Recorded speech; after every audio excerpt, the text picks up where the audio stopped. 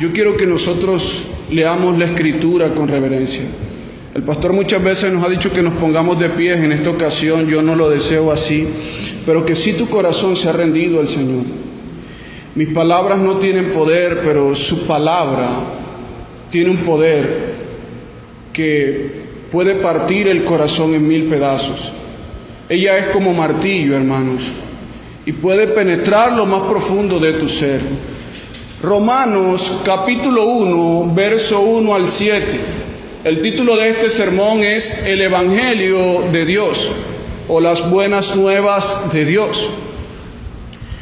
Y dice de esta manera, acompáñenme en la lectura: Pablo, siervo de Jesucristo, llamado a ser apóstol, apartado para el Evangelio de Dios, que él había prometido por sus profetas en las Santas Escrituras, acerca de su Hijo, nuestro Señor Jesucristo, que era del linaje de David según la carne, que fue declarado Hijo de Dios con poder, según el Espíritu de Santidad, por la resurrección de entre los muertos, y por quien recibimos la gracia y el apostolado para la obediencia de la fe en todas las naciones, por amor de su nombre,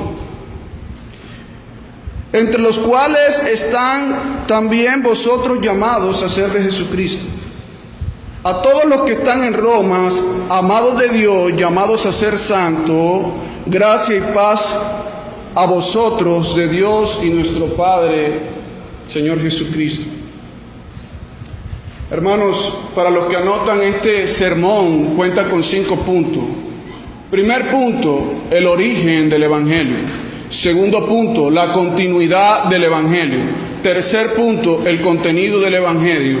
Cuarto punto, salvados, ¿verdad?, y convocados para la expansión del Evangelio. Y quinto punto, el destinatario de la carta.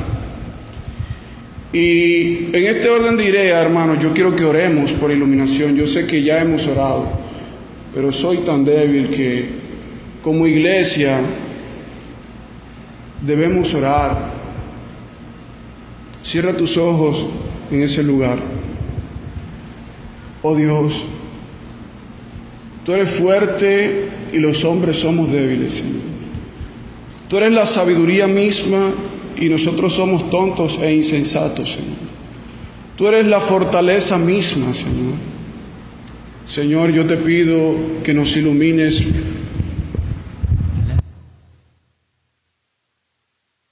Yo te pido que por favor nos ilumines para comprender esta maravillosa carta, Señor. No importa si yo hablo como el más tonto de los hombres, Señor, pero que tú y tu Hijo Jesucristo sean exaltados, Señor. Que tú y tu glorioso Evangelio sea expuesto con claridad, Señor. Oh Dios, esto te lo pido por los méritos de Cristo Jesús. Amén, amén. Hermanos, deseo contarles una historia. Laura y José deseaban casarse y después de contraer matrimonio pasar sus vacaciones en Suiza y Suecia. Pero en realidad era algo imposible para ellos. No tenían los medios económicos para conocer tal país. Misericordia de Dios, hermanos, ellos pudieron contraer matrimonio, pero se encontraban algo frustrados porque no podían visitar los países donde deseaban pasar su luna de miel.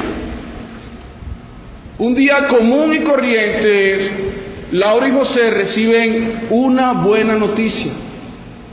Y esa buena noticia consiste en que ellos podían ir a Suiza y Suecia sin tener un peso alguno, solo por gracia, y pasar todo el tiempo que ellos deseaban.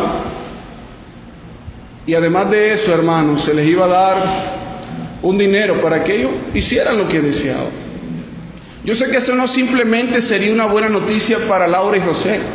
Yo sé que si usted recibiera una noticia como esa, donde iremos al país de nosotros deseamos sin pagar un peso alguno, eso sería una excelente y muy buena noticia para nosotros. Pero déjame decirte algo, hermanos. Lo que Pablo desea presentar aquí es la más sublime noticia. Y son las buenas nuevas de Dios. Y si tú no has recibido las buenas noticias de Dios, en realidad no has recibido ninguna buena noticia. Si tú no has recibido las buenas noticias de Dios, las buenas noticias que al parecer tú has recibido, no son buenas noticias, hermanos.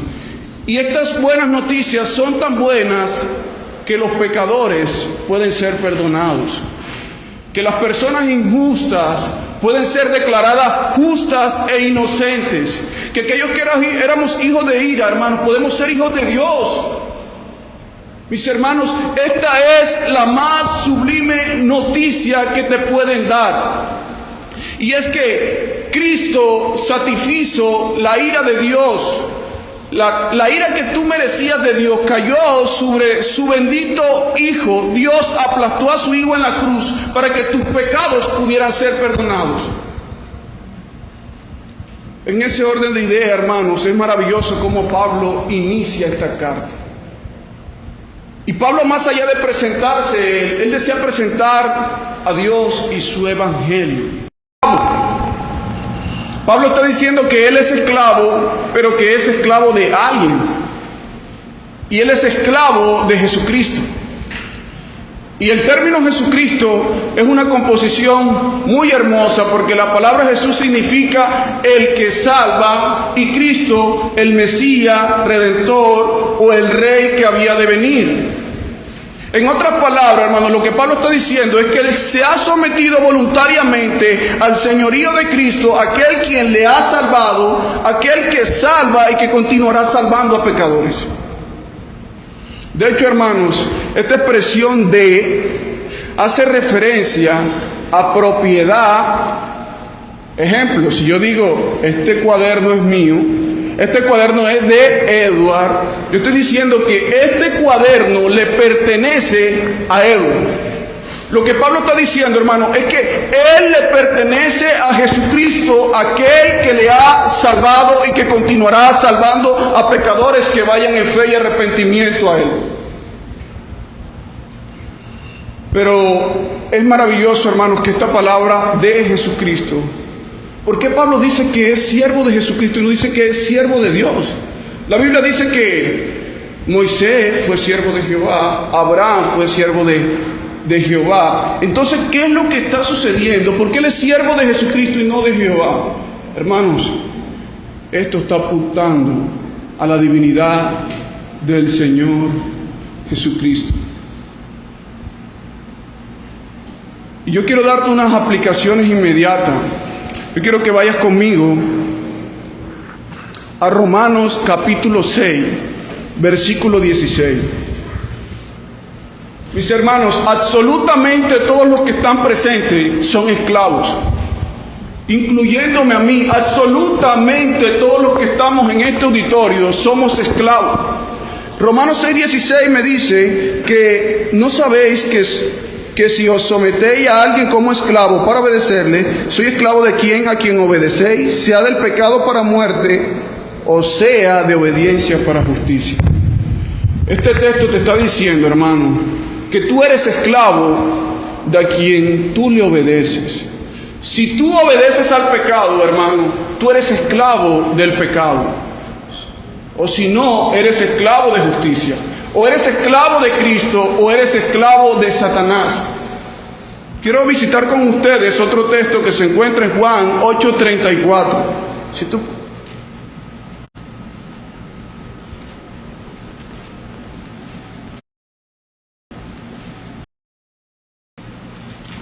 Juan 8:34 dice: de cierto os digo, de cierto os digo, que todo aquel que hace pecado, esclavo del pecado es.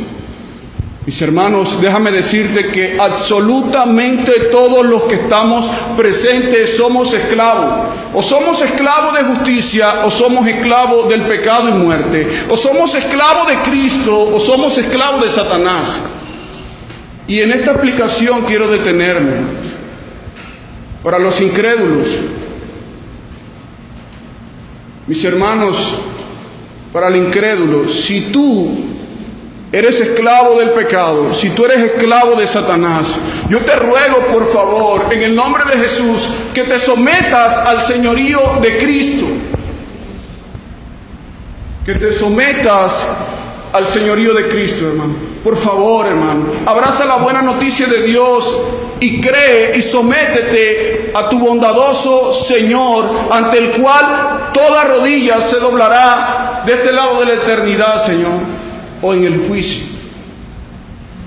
Para el creyente, te hace llamar creyente y no te pueden llamar por tu nombre.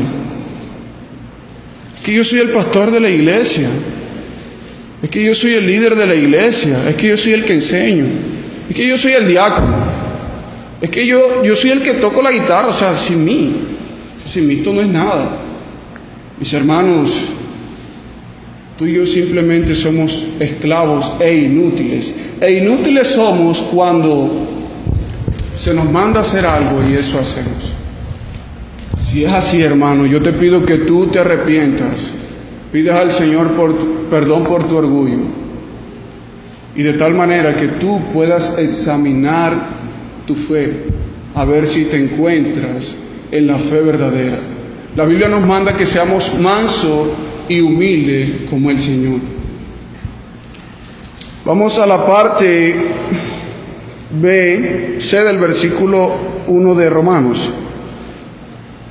Dice: llamado a ser apóstol. Pablo ha sido llamado por el mismo Jesucristo. Cuando nosotros vemos en Hechos 9, quien llama a Pablo a ser apóstol fue el mismo Jesucristo. Pero es interesante porque esta palabra apóstol significa enviado o comisionado. Pablo ha sido llamado y ha sido enviado por alguien para llevar un mensaje específico. De hecho, en la antigüedad se escuchaba este término como la embarcación apostólica. ¿Qué era la embarcación apostólica? Era un barco que llevaba una encomienda, que llevaba un mensaje, que llevaba un encargo a otro lado del mar, un mensaje específico. Pablo ha sido enviado, comisionado por el mismo Cristo, y se le ha dado un mensaje más grande que él, hermanos. Más grande que él. Y él dice que ha sido llamado a ser apóstol. El hecho de que él sea un apóstol, hermanos, es como si estas palabras las estuviera diciendo Jesús. Apartado para el Evangelio de Dios. Y este para indica finalidad o propósito. Ejemplo, si yo digo voy al centro, origen de dónde provengo, ¿verdad? Y Pablo está diciendo que este bendito evangelio por el cual ha sido él llamado o ha sido apartado para anunciar este mensaje específico proviene de Dios mismo. Iglesia, y yo aquí quiero detenerme un poco. Hay dos cosas que son importantes cuando te envías un mensaje. Primero, de quién proviene, y segundo, el contenido del mensaje. Este mensaje, hermano, proviene de Dios mismo. Este mensaje, este bendito evangelio se origina en Dios y cuya esencia es Dios. Yo te pregunto, ¿por qué has intentado modificarlo?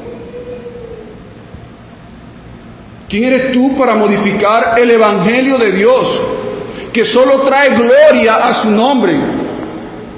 Hermanos, ¿quiénes somos nosotros para intentar manchar el evangelio del Señor? Proviene de Dios, se origina de Él y solo traerá gloria a su nombre. Yo quiero ilustrarte algo, hermano. El rey envió una sortija de diamante a su esposa, pero el mensajero usurpa el diamante y lo cambia por uno de fantasía. ¿Qué creen que hará el rey cuando se entere que el tesoro que él mandó a su esposa ha sido cambiado, ha sido modificado? Hermano, el rey se enojaría. Tú, que muchas veces con buena o mala intención has intentado modificar el evangelio por tu orgullo y soberbia, yo te pido que por favor tú te arrepientas No somos absolutamente nadie para cambiar el sublime mensaje o la buena noticia de Dios, que consiste en que pecadores pueden ser perdonados a causa del sacrificio de su Hijo. Mis hermanos, no prostituyamos el Evangelio. Hoy hablaban sobre la carta a Gálatas. Si yo o un ángel del cielo os anuncio un evangelio diferente, sea anatema. Hermano, si tú has intentado cambiar, añadirle al evangelio de Dios que se origina en Él, hermano, tú estás en este momento bajo condenación. Yo te pido que tú te arrepientas, por favor, en el nombre de Cristo, y deposites tu confianza en Él. Versículo 2, hermanos. Que Él había prometido antes por sus profetas en la Santa Escritura. ¿Quién lo había prometido? Dios, hermanos. Aquí vemos un principio de que Dios no es hombre para mentir, ni hijo de hombre para arrepentirse. Dios, este mensaje no es nuevo. Lo que Pablo quiere transmitir no es algo novedoso, hermano. No es algo que a mí me parece que sí. O sea, es algo que tiene antecedentes escriturales, que absolutamente todos los profetas anunciaron la promesa. Una vez más te pregunto, hermano, si nadie de los profetas modificó el mensaje, ese mensaje o esa promesa que se origina en Dios, ¿quiénes somos tú y yo para modificarlo? Mis hermanos, no manchemos el Evangelio. Un falso Evangelio no simplemente traerá condenación a ti, sino que habrán falsas conversiones, habrán falsos discípulos, habrán falsas iglesias. ¿Cómo creerán, hermanos? La única forma de que el pecador pueda creer es que cuando el mensaje de la cruz o el Evangelio prometido por Dios en las Santas Escrituras es entendido correctamente y es creído correctamente. Predica, hermanos. Pero yo quiero que vayamos a Génesis 3:15. Es un texto muy recordado por nosotros. Génesis capítulo 3.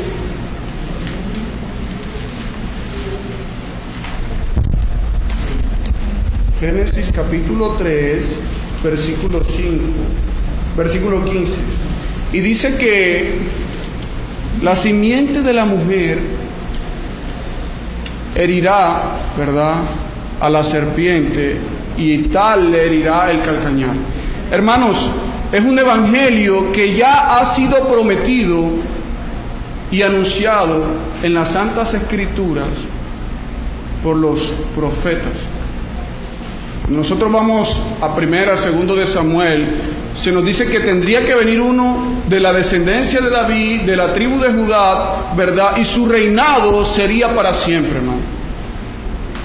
Y aquí hay una pregunta y un principio, el solo Escritura. Si ustedes ven el versículo 2, dice que Él había prometido antes por los profetas en las Santas Escrituras. Hermanos, el evangelio que tú has creído es el bíblico. ¿Es esa promesa que fue anunciado desde Génesis? ¿O tú has hecho un evangelio conforme a tu concupiscencia y ese evangelio has deseado creer? Y ese versículo 2, hermanos, nos muestra la continuidad del evangelio, que era el punto 2. El versículo 1 nos dice que el origen o de quién proviene el evangelio, y el versículo 2 nos dice la continuidad y los antecedentes del evangelio, hermano. Esto no es algo nuevo. Pablo no desea innovar, modificar, cambiar, prostituir para que la gente se sienta bien. Pablo desea mostrar o anunciarles una vez más a la iglesia de Roma el evangelio. Y eso nos hace ver, mis hermanos, que este evangelio no simplemente es indispensable para el no creyente, sino también para el creyente. Pablo le escribe a una iglesia, y en el versículo 3 nos muestra el punto 3, que es el contenido del evangelio. Decía que habían dos cosas importantes cuando enviamos un mensaje: una, de quién proviene, y segundo, su contenido. Segundo, su contenido, hermanos. Y el contenido del Evangelio, hermanos, es acerca de quién, de su Hijo. Versículo 3, acerca de su Hijo. Y en eso quiero hacer un punto o un punto clave ahí, hermano, y es: ¿qué no es el Evangelio? Este versículo nos dice de quién trata el Evangelio, y yo te quiero decir de quién no trata el Evangelio. Mis hermanos, el Evangelio no se trata de que tú puedas cumplir tus deseos personales. El Evangelio no es que tú te amas mucho y Dios te ama mucho. El Evangelio no se trata de tu testimonio. El Evangelio no se trata ofrenda y recibe tu milagro. Porque hay personas que no lo hacen con mala intención, hermano. El Evangelio no trata de eso. El Evangelio se trata y es acerca de Jesucristo, acerca del Hijo de Dios. Y dice, hermanos, me gusta como Pablo lo dice, porque ahora nos está diciendo que acerca de su Hijo, nuestro Señor. O sea, Pablo no está diciendo que simplemente Dios es su Señor, o simplemente Él es siervo de Dios, sino de que nuestro Señor. Si tú has creído en Jesucristo, si tú has creído las buenas noticias de Dios, hermanos, si tú las has creído, Él es tu Señor. Tú estás bajo su señorío. Tu vida le pertenece al Señor, ¿verdad? Y dice que era del linaje de David según la carne. Y aquí viene algo maravilloso, porque la expresión Hijo de Dios, cuando la Biblia habla de Hijo de Dios, se refiere a la divinidad de Jesucristo. Pero no simplemente habla de su divinidad, sino que también habla de su humanidad, que Él tenía que ser de descendencia de David, del linaje de David según la carne, que tenía que provenir, hermanos, de la tribu de Judá. Y tenemos que hacer Dios, porque Pablo está apuntando a la divinidad de Jesucristo, pero también a la humanidad de Jesucristo.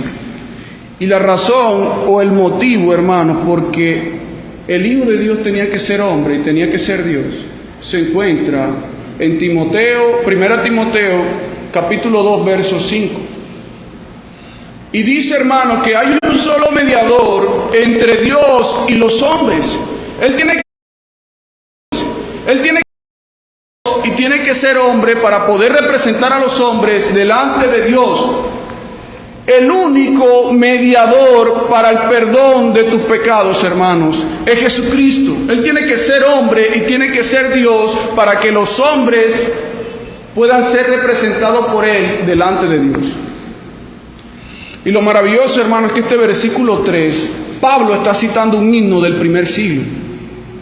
Pero a pesar de que él usa una expresión poética y trae a colación una canción o un himno conocido por la iglesia, él no cambia su contenido.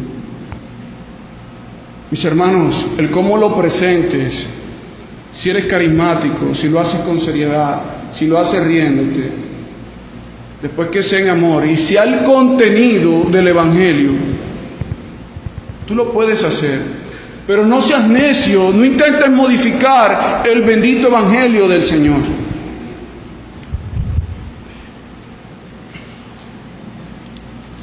Y dice que según el Espíritu de San, dice que era del linaje de David según la carne. Versículo 4 dice que fue declarado Hijo de Dios con poder. Y hermanos, si nosotros interpretamos ese verso como lo leemos a simple vista, enseñaríamos una herejía. Porque a simple vista lo que el texto nos quiere decir es que después de que Jesucristo resucitó, fue declarado Hijo de Dios con poder. Y eso es una herejía. El señorío de Cristo también estuvo en la tierra. Entonces, ¿a qué hace referencia este versículo, hermano? ¿A qué hace referencia este versículo? Y el término declarar significa o se deriva de la expresión griega horizonte. ¿Y qué es el horizonte? El horizonte es la línea que separa la superficie terrestre del cielo. Mis hermanos, al Cristo resucitar fue la mayor evidencia de que Él es el Hijo eterno de Dios, que Él es completamente Dios. Esto lo distingue de absolutamente todos nosotros, hermanos, que el Espíritu de Santidad operó en Él para resucitarle, y esa es la mayor evidencia, es irrefutable que Él es el Hijo eterno de Dios. Mis hermanos, Filipenses nos dice que Él, siendo en forma de hombre, Él siendo en forma de Dios, no estimó el ser igual a Dios como cosa que aferrarse, sino que se hizo obediente hasta muerte de cruz. Cuando Cristo se humanó, cuando Cristo se hizo hombre, Él vivió un periodo de humillación. Él decidió someterse voluntariamente al Dios eterno, humanarse, hacerse en forma de hombre, pero eso no sería para siempre, hermanos. Ese periodo de humillación que Él hizo voluntariamente por la resurrección entre los muertos, hermanos, Él es declarado y designado el poderoso Hijo de Dios, o el Hijo de Dios con poder, que tiene poder para juzgarles absolutamente a todos. Y lo maravilloso, hermanos, es que dice según el Espíritu de Santidad. Ese término Espíritu de Santidad solo aparece en Romanos capítulo 1, verso 4, pero hace referencia al Espíritu Santo, hermano. Y lo maravilloso es que ese Espíritu resucitó a Cristo de entre los muertos, hermanos.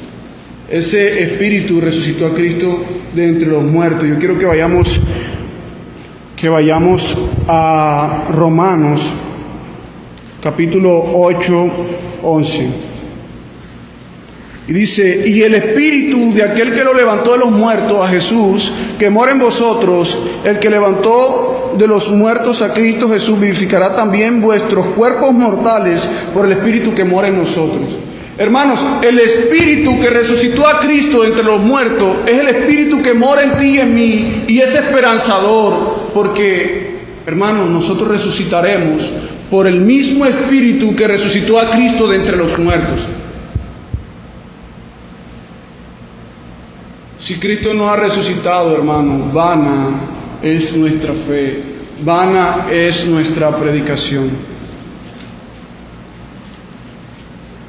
Versículo 5, hermano. Y el versículo 5 contiene el punto 4, que es salvados y convocados para la expansión del Evangelio. Dice: y por quien recibimos la gracia y el apostolado. Pablo está diciendo que él recibió la gracia para salvación, para ser reconciliado con Dios, pero dice que también fue convocado para anunciar las buenas noticias de Dios. ¿Con el fin de qué, hermano? Para la obediencia de la fe en todas las naciones. Y lo maravilloso es que Dios no simplemente ha salvado a aquellos que han creído las buenas noticias del Evangelio, sino que también nos ha dado el privilegio de que nosotros podamos participar, de llevar las buenas noticias para que las personas obedezcan a la fe.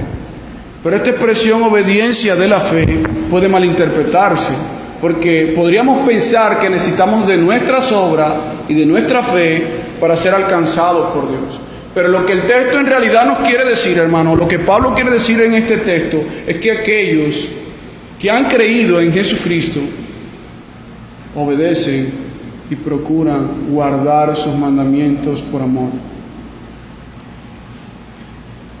Y la parte final, hermanos, y esto va a ser un poco fuerte, dice: por amor de su nombre. Quiero apoyarme en el comentario de Martin Lloyd-Jones. Dice: yo quiero hacerte una pregunta. ¿Cuál crees tú qué es la razón principal por la cual debemos anunciar las buenas noticias de Dios? Podríamos creer que es para que los pecadores sean salvados, pero esa no es la razón principal por la que debemos anunciar el Evangelio. Versículo 5, parte final, dice que por amor de su nombre.